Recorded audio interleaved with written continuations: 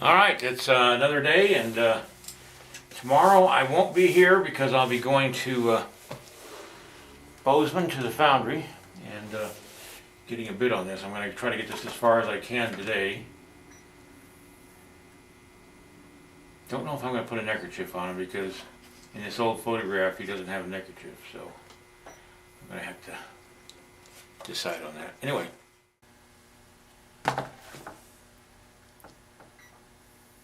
You might ask yourself, what is a cowboy?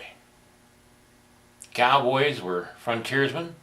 Cowboys lived and worked beyond the security of settlements and comforts of civilization.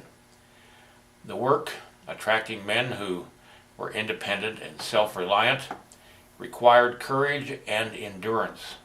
Cowboys, therefore, believed that their work made them different. Sometimes the authorities and city dwellers took another view.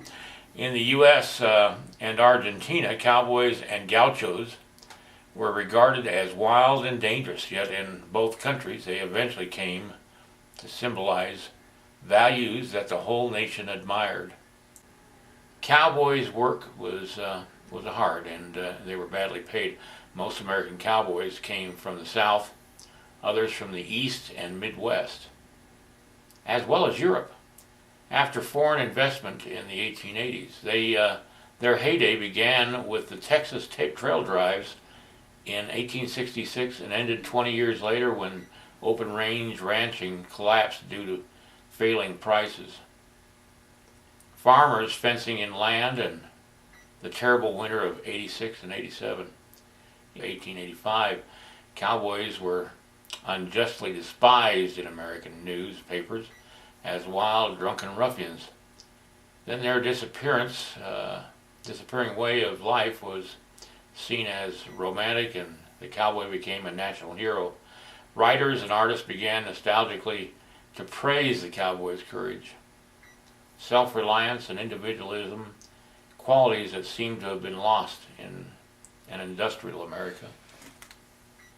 Well, the cowboy hat, and that was his trademark.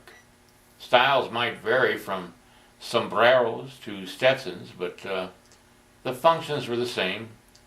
In blazing sun, the high crown kept the head cool, while the broad brim shaded the eyes and neck. In rain and snow, the hat was a mini umbrella. It also protected against thorns and low-hanging branches. Made of high-quality felt, it was meant to take years of wear. This was fortunate because a cowboy used his versatile hat as an alternative to a quirt, which is a kind of like a short whip that they would strike the horse with to get it moving, or to carry water,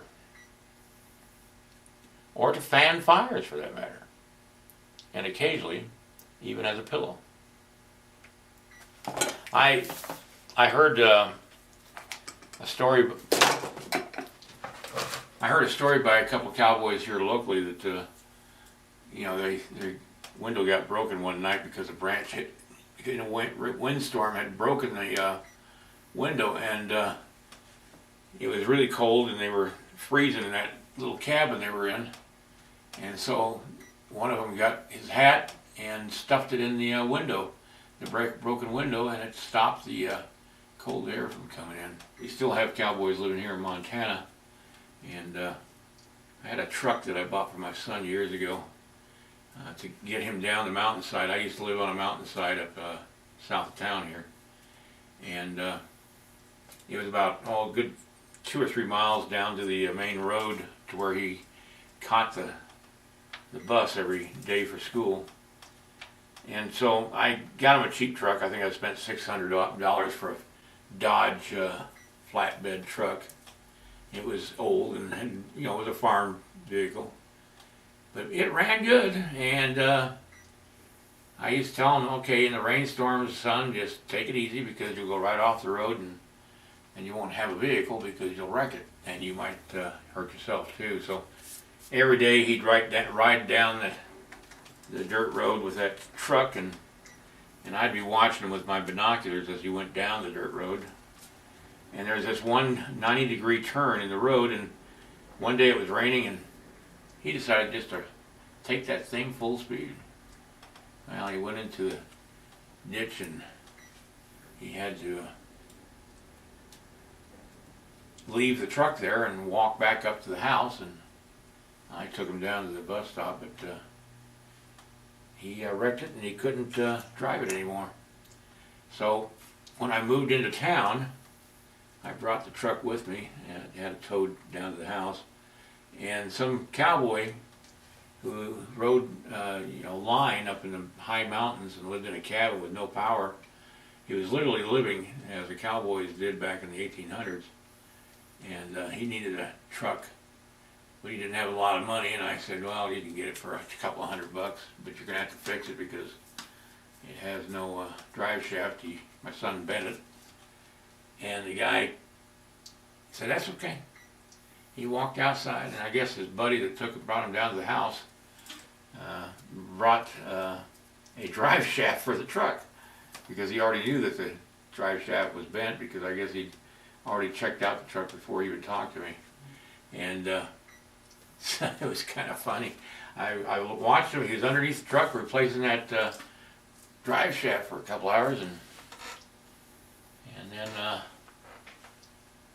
he just got up, dusted off, opened the truck door, threw the old drive shaft in the back of the truck, and drove off. I mean, you could tell a cowboy or a person by his hat, even if it was he wasn't even facing it. Buckeye Blake, who was a good friend of mine years ago, still is.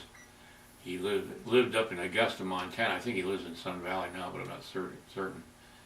But Buckeye had a hat, and boy, he looked cowboy, and he even walked cowboy, even talked cowboy, and I don't know how to explain that. Okay, what I'm doing now is I'm just making the vest. I'm letting this hang out to kind of give it a ragged edge to the sculpture, so it doesn't look all tied up and proper.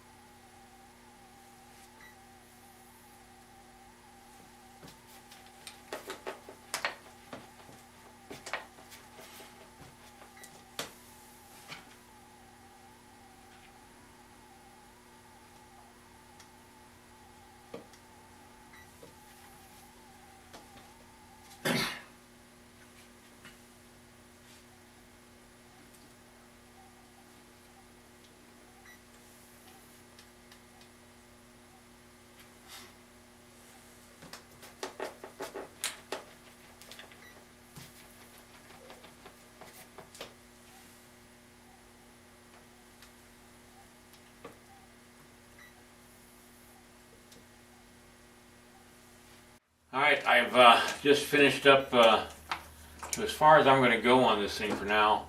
Because I've got to have something I can do at the gallery down in Jackson Hole. And so I'm going to be adding sleeves here, and I'm going to take the photograph to the foundry tomorrow so they can see what kind of sleeves I'm doing, so they can get kind of an idea of what I'm thinking of.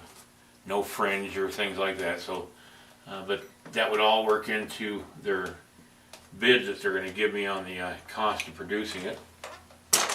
And then once I get the bid, I'll come back and pack up my van and get ready to go to next morning to Jackson Hole.